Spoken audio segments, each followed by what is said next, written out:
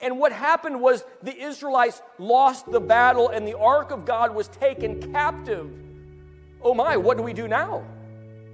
The children of Israel were in terrible straits. The ark of God had been captured. It literally represents the presence of God captured. It seemed that all was lost. It seemed like everything was over. But it wasn't, was it? When you read the rest of the story, you know there was a time like that when Jesus Christ was nailed to a cross. And it seemed like the ark of God had been defeated. For those who are watching, even his very disciples had to be very distressed over what had just happened. They had seen the ark of God nailed to a cross. He had died, and there was no doubt about his death. A sword had pierced his side. He had been cruelly crucified by the Romans, who took no expense at torturing people until they were dead.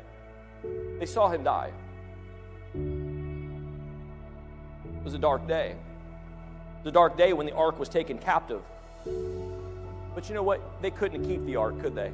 Remember the Philistines tried to keep the ark, and a lot of bad things happened to them, and a little while later the ark came walking back into the camp, right? Just kind of strolling back in on two milk kine who were separated from their babies, and you just can't take milk kine and separate them from their babies and then not be angry. But these milk kine weren't angry at all. They were just moseying on into camp with the ark of God. And there were two disciples, like we talked about in our Sunday school class, our Bible study, a little plug for that, who were just casually walking along, and the ark of God just casually walked up to them and started talking to them.